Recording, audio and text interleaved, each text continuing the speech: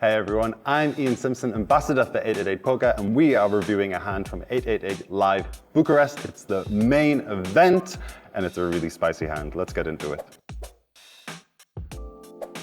So I look down at pocket jacks under the gun, easy peasy open, we raise.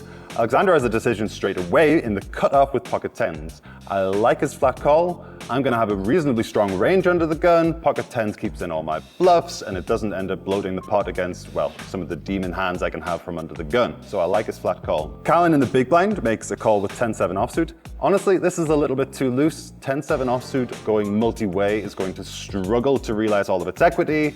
It's gonna be dominated a lot of the time. I would just let this go in a multi-way pot, especially against an under the gun raiser who has all of the bladed hands. We see a flop of 8-9-3. It's reasonably wet, somewhat dynamic, and I've already got a pretty tricky situation to navigate here. I've got pocket jacks without a heart. My hand exactly needs a little bit of protection, I feel.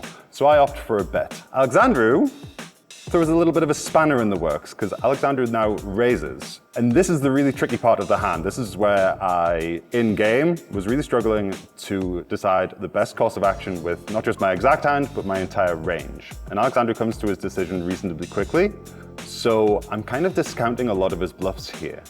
I'm ranging Alexandru really heavily towards value. Hands like pocket threes, pocket eights, pocket nines, and slow-played pocket pairs. Whilst aces, kings, and queens will often 3-bet, we are in the live setting. People do tricky things, so I'm not discounting those hands from Alexandru's range here. Alexandru does opt for a raise. He's wanting protection. He's wanting his opponents in the big blind under the gun to fold overcards. He's wanting them to fold draws or get value from draws. I'm left with a real tricky decision with pocket jacks here. I've ranged Alexandru is very, very heavily weighted towards value because of the difficulties that come with finding bluffs. His value are pocket threes, pocket eights, pocket nines, pocket tens, jacks, queens, kings, aces.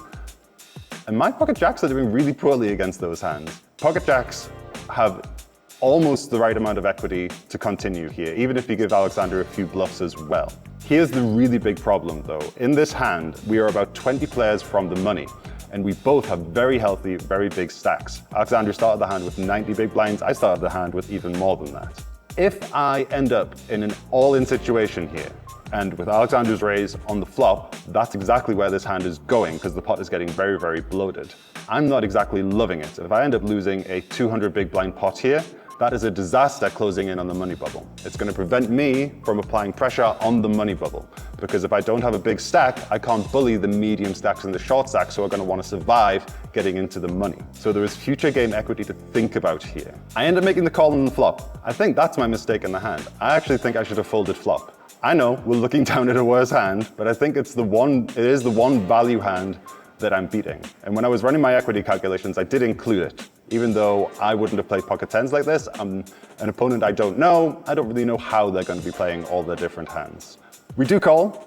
The big blind had folded their open-ended straight draw. The turn is the 7 of clubs. So Alexandru turns an open-ended straight draw. I turn the gut shot straight draw. So my equity has improved a little bit.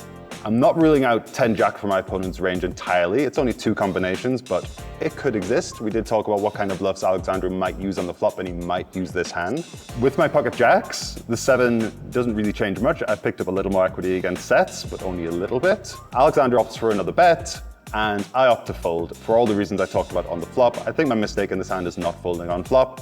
It's easy to say, oh, your opponent had a worse hand. They had pocket tens. Sure, in this instance, they did have pocket tens, but we can't just think about the exact one hand an opponent has at any one moment. We should be thinking in terms of opponent's ranges. So we find the fold on the turn. This time it was wrong, but long term, I think it was right. So that was an interesting hand from 888 Live Bucharest. Would you have played the hand the same? Because this is a very tricky one. Let me know what you think in the comments and come back for more next time.